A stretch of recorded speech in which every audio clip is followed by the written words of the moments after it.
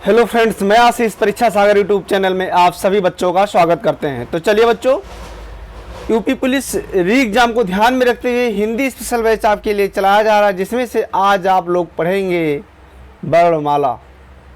ये वर्णमाला आपको थ्योरिकल पढ़ा दिया गया है, आज से हम लोग प्रैक्टिस करेंगे। तो ये होगा प्रैक्टिस नंबर 1, यानी प्रथम क्लास होगा, पहला क्लास, ये वर्णमाला प्रैक्टिस सेट 1। तो आप ये मान करके चलिए कि यहाँ से बाहर क्वेश्चंस नहीं आएगा। ध्यान से देखिए, जहाँ ना समझ में आए वहाँ ज़रूर कमेंट करें। तो चलिए देखते हैं। जैसा कि आपको स्क्रीन पर फर्स्ट क्वेश्चन दिखाई दे रहा होगा, दिया है निम्नलिखित में से कौन सा मूल दीर्घ स्वर नहीं है। पूछ रहा कौन मूल दीर्घ स्वर नहीं है। इसमें तो वैसे सभी मूल दीर्घ स्वर दिखाई दे रहे हैं, लेकिन सही तो ये है कि यूपी SSC वीडियो, यानी ये आया है 22 दिसंबर 2018 सेकंड शिफ्ट। तो वहाँ इस क्वेश्चंस का आंसर स्वीकार किया गया है। ऑप्शन नंबर डी, वो क्या सही है, वो जो कि आपको थ्योरिकल में बहुत बढ़िया से यानी इत्मीनान से बताया गया है। आपको ना समझ में आए तो वो वीडियो ओपन करके देख लें। हिंदी में ध्वनियाँ कितने प्रकार की होती हैं? हिंदी में ध्वनियाँ कितने प्रकार की होती हैं?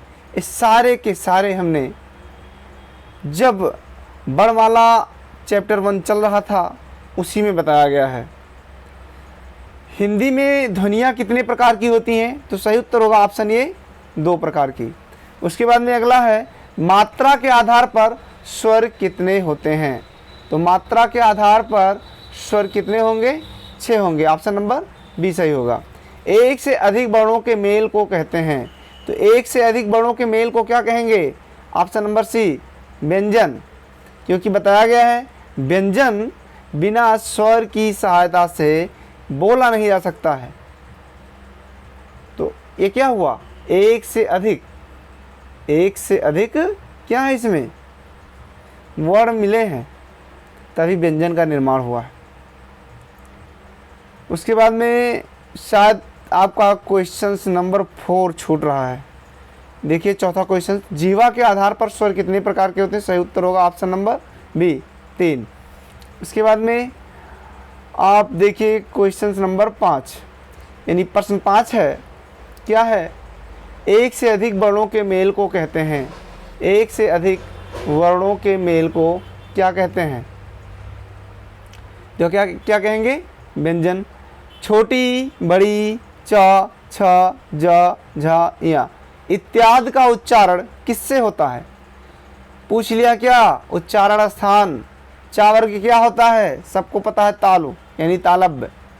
इचु यशानाम तालु, यानी छोटी, बड़ी, या, चा, छा, जा, झा, या, इन सब का उच्चारण स्थान क्या है?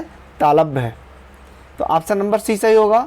उसके बाद में आपका अगला प्रश्न है क्वेश्चन नंबर 7, जिनका उच्चारण स्वतंत्रता से होता है, जिनका उच्चारण स्वतंत्रता से होता है और जो व्यंजन के उच्चारण में सहायक होते हैं उसे कहते हैं, क्या कहेंगे? स्वर कहेंगे। ऑप्शन नंबर बी, निम्न में दीर्घ स्वर नहीं है। निम्न में दीर्घ स्वर नहीं है, बताइए इसका क्या सही होगा? ऑप्शन नंबर बी, यानी दीर्घ स्वर नहीं है। देखिए यहाँ गलती हो रहा है, दीर्घ स्वर नहीं है ये पूछ रहा है, तो इसको मान करके चलिए छोटी। यहाँ बड़ी नहीं मानेंगे कि बड़ी दीर्घ स्वर है, अ दीर्घ स्वर है, ए भी है। तो ऑप्शन के मुताबिक सही होगा ऑप्शन नंबर ए। यहाँ आंसर गलती दे रखा है, यहाँ सही उत्तर होगा ऑप्शन नंबर ए। निम्न में से अंतस्थ व्यंजन कौन सा है? यहाँ देखिए अंतस्थ व्यंजन पूछ रहा है, तो सही उत्तर होगा ऑप्शन नंबर सी। क्या होगा? Option number C. अगला आपका, निम्न में अल्प प्राण व्यंजन कौन सा है? क्या अल्प प्राण व्यंजन कौन सा है? प्यारे बच्चों, आपको बताया गया है अल्प प्राण क्या होता है, यानी ट्रिक बताया गया है 135, यानी पहला, तीसरा और पांचवा, हर वर्ग का पहला, तीसरा और पांचवा वर्ण अल्प प्राण होता है। तो इसमें पूछ रहा है निम्न में से अल्प प्राण व्यंजन कौन सा है, तो आप क्या बताएंगे? देखिए का, खा, गा, ये तीसरा वर्ण है, पता चल गया यही क्या है, अल्प प्राण है, बात खत्म। आगे देखिए, निम्न में से घोष वर्ण कौन सा है, घोष पूछ रहा है। तो इसमें घोष क्या है? सघोष और घोष एक ही है और केवल अघोष अलग है। तो घोष और सघोष यानी 345, तीसरा, चौथा और पांचवा क्या होता है? घोष वर्ण होता है। इसमें क्या पूछ रहा है? घोष वर्ण कौन सा है? तो देखिए ये जा जो है ये तीसरे नंबर पर है, चा, छा, जा। तो तीसरा, चौथा, पांचवा क्या है? घोष, और इसी को सघोष भी कहा जाता है। इसलिए सही उत्तर होगा ऑप्शन नंबर ए। क्या होगा? ऑप्शन नंबर ए, जा। उसके बाद में अगला देखिए, ये जितने भी क्वेश्चंस हैं कहीं ना कहीं ये पेपर में आए हुए हैं और इससे अधिक गहराई में आपसे एग्जामिनर नहीं पूछ पाएगा। इसलिए आप वीडियो शुरू से लास्ट तक देखें, कम समय में अधिक क्वेश्चंस आपको हल कराया गया है।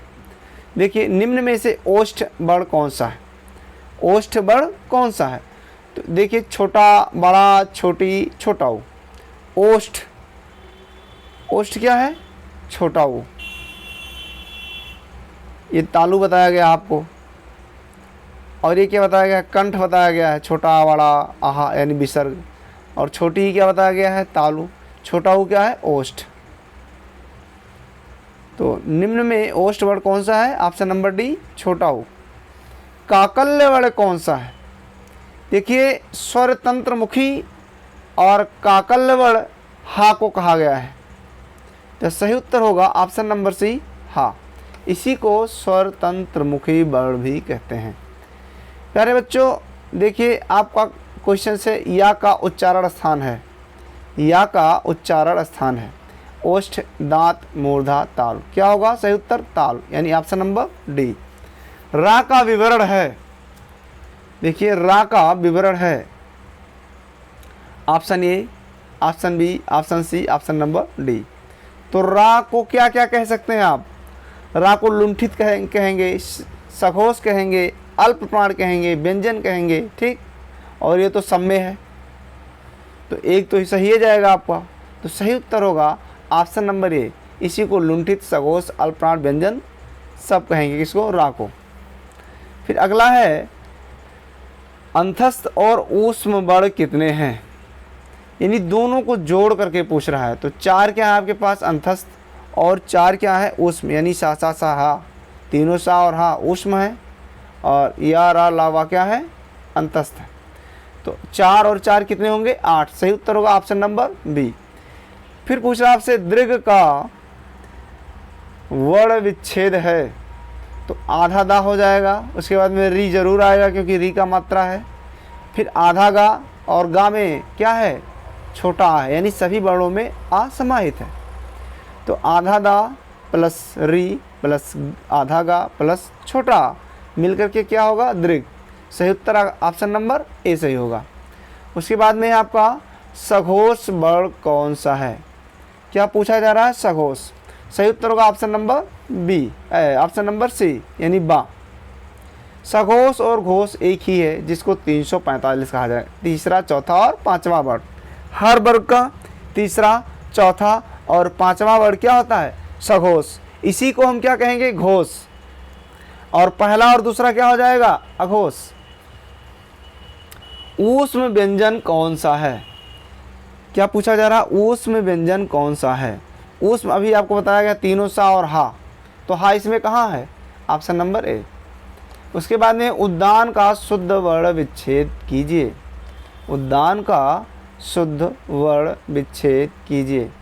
तो देखिए क्या सही है? छोटा ऊ, आधा दा, या, बड़ा, फिर आधा ना और आ, ये मिलकर के क्या बना है? उद्यान। इसका विस्तार किया गया है। उसके बाद में देखिए, निम्नलिखित में से कौन टा वर्ग में नहीं है? निम्नलिखित में से कौन टा वर्ग में नहीं है? देखिए पूछ रहा आपसे टा वर्ग में नहीं है, तो क्या नहीं है? धा नहीं है, जबकि टा, ठा, डा, ढा, अड़ा ये सब है, लेकिन धा नहीं है। धा क्या है? ये ता वर्ग में है। और क्या पूछ रहा है? टा वर्ग में नहीं है, तो क्या होगा? ऑप्शन नंबर सी, धा। हिंदी भाषा की कुल वर्ण लिपियां हैं। हिंदी भाषा की कुल कितनी वर्ण लिपियां हैं? तो कुल जब पूछेगा तो सही उत्तर होगा 52। क्या हो जाएगा? Answer number option number C, यानी 52। जिनकी ध्वनि केवल मुख से निकलती है वह हैं, उनको क्या कहेंगे? तो सही उत्तर होगा ऑप्शन नंबर डी, निरनुनासिक स्वर कहेंगे। ठीक, अगला है अर्धविवृत स्वर। अर्धविवृत स्वर क्या है? ऑप्शन नंबर बी, अय। ये सब बताया गया है आपको क्लास में, वीडियो ओपन करके 1-2 बार देख लीजिए। उसके बाद में सभी स्पर्श व्यंजन कौन से वर्ग में हैं? तो सभी स्पर्श व्यंजन किस वर्ग में हैं? का वर्ग में है, चा वर्ग में है, पा वर्ग में भी है और दा वर्ग में है। यानी दा वर्ग नहीं, ता वर्ग। ता, था, दा, उसी में दा आता है। लेकिन ऑप्शन के हिसाब से क्या सही होगा? ऑप्शन नंबर सी सही हो जाएगा। अगला क्वेश्चन है आपका, सभी महाप्राण वर्णों वाला वर्ग है। अब आपसे पूछा जा रहा है सभी महाप्राण वर्णों वाला वर्ग है। ऑप्शन नंबर ए सही होगा, खा, छा, ठा। क्योंकि महाप्राण क्या होता है? दूसरा और चौथा। हर वर्ग का दूसरा और चौथा वर्ण महाप्राण होता है। पहला, तीसरा और पांचवा वर्ण क्या होता है? अल्प प्राण होता है। तो इसमें दूसरा वर्ण क्या है? खा है। दूसरा वर्ण क्या है? छा है। फिर दूसरा वर्ण क्या है? ठा है। सब तीनों दूसरा दूसरा, यानी सब क्या है? महाप्राण है। सही उत्तर होगा ऑप्शन नंबर ए। उसके बाद में आपका है, जब एक ही ध्वनि का द्वित्व हो जाए, जब एक ही ध्वनि का द्वित्व हो जाए तब वह क्या कहलाता है? तो सही उत्तर होगा ऑप्शन नंबर बी, युग्मक ध्वनियाँ। जब द्वित्व होगा तो क्या होगा? क्या हो जाएगा? युग्मक ध्वनियाँ। उसके बाद में आपका क्वेश्चन नंबर 28 है, वह व्यंजन है, वह व्यंजन है। सही उत्तर होगा ऑप्शन नंबर बी, अंतस्थ। या, रा, ला, वा, ये सभी क्या है? अंतस्थ व्यंजन है। उसके बाद में आपका अगला है, लिखित भाषा में मूल ध्वनियों के लिए जो चिन्ह मान लिए गए हैं तथा जिस रूप में ये लिखे जाते हैं उसे कहते हैं। तो क्या कहेंगे? लिपि। पा, फा, बा, भा, मा कौन से व्यंजन है? ये है ओष्ठ। पा वर्ग क्या होता है? ओष्ठ। पा बोलिए तो दोनों ओष्ठ आपका सट जाएगा, यानी दोनों क्या होगा? चिपक जाएगा। तो पा वर्ग क्या है? ओष्ठ। यानी पा वर्ग का उच्चारण स्थान क्या है? ओष्ठ। उसके बाद में दो व्यंजन एक साथ मिलते हैं तो क्या कहलाते हैं? दो व्यंजन जब एक साथ मिलेंगे तो क्या कहलाएंगे? संयुक्त व्यंजन। जैसे छा है, पिछरुआ खा है, ये सब क्या है? संयुक्त व्यंजन है। कितने संयुक्त व्यंजन है? 4। आगे देखिए, वर्ण तालिका के अनुसार, नहीं छूट रहा, 2 व्यंजन, हाँ ये हो गया है। अगला देखिए, वर्ण तालिका के अनुसार ह्रस्व, दीर्घ और प्लुत क्या है? ह्रस्व, दीर्घ और प्लुत क्या है? तो क्या है? ये सब स्वर हैं। स्पर्श व्यंजन कंठ, ध्वन, अघोष और महाप्राण ध्वन है। स्पर्श व्यंजन कंठ, ध्वन, अघोष और महाप्राण ध्वन है। सही उत्तर होगा ऑप्शन नंबर सी, खा।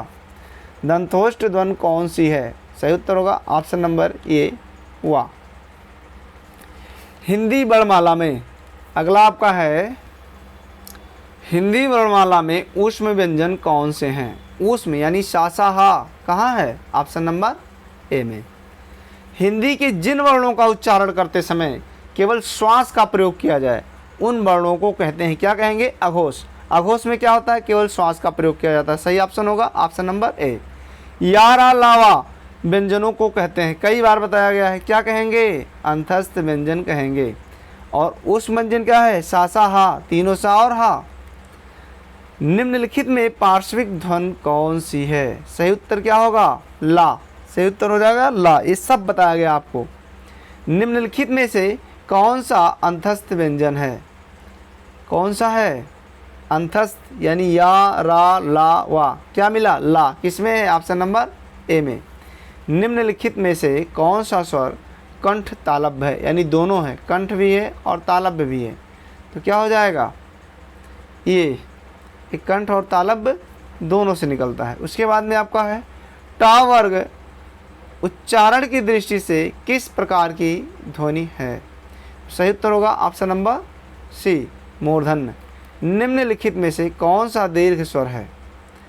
सही उत्तर होगा ऑप्शन नंबर ए, बड़ा। अनुस्वार किसका कार्य करता है? अनुस्वार किसका कार्य करता है? सही उत्तर होगा ऑप्शन नंबर सी, पंचम वर्ण का। निम्नलिखित में से कौन सा संयुक्त स्वर नहीं है? सही उत्तर होगा ऑप्शन नंबर सी, बड़ा ओ। जबकि ये ए ओ, ये क्या है? ये सभी संयुक्त स्वर हैं। निम्नलिखित में से कौन सा वर्ण दंत नहीं है? क्या नहीं है? दंत नहीं है। तो सही उत्तर होगा ऑप्शन नंबर डी, या। जबकि ता, दा और ला ये सब क्या है? ये दंत हैं। हिंदी स्वरों का वर्गीकरण जब जीव के भाग के आधार पर किया जाता है तो निम्नलिखित में से कौन सा भेद इसके अंतर्गत नहीं आएगा? तो सही उत्तर होगा ऑप्शन नंबर डी, विवृत स्वर। निम्नलिखित में से कंठ ध्वनियाँ कौन सी हैं? तो सही उत्तर होगा का और खा, यानी ऑप्शन ए। निम्नलिखित में से उच्चारण स्थान के आधार पर मूर्धन्य व्यंजन बताइए।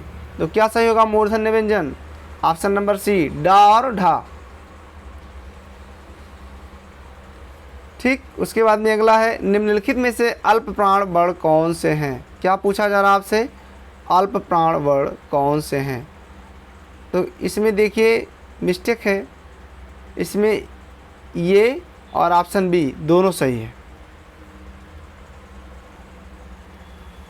उसके बाद में आपका है क्वेश्चन नंबर 50, यानी इसको लास्ट क्वेश्चन मान करके चलिए, क्योंकि आप 50 क्वेश्चंस पढ़िए एक वीडियो में, यानी 20 मिनट के आसपास में आपको 50 क्वेश्चंस हल कराए जाएंगे। तो 50वां क्या है आपका? निम्नलिखित शब्दों में से नवीन विकसित ध्वनियाँ कौन सी हैं? तो जब नवीन पूछे, यानी आगत आपसे पूछा जा रहा है, तो ये जो नुक्ता लगा है खा और गा पर, जा पर भी और फा पर भी नुक्ता लगता है, वो भी आगत ध्वनियाँ हैं, यानी उसी को हम नवीन विकसित ध्वनियाँ कहते हैं। तो सही उत्तर होगा ऑप्शन नंबर ए, खा और गा। बस बच्चों, आज इतना ही। जय हिंद।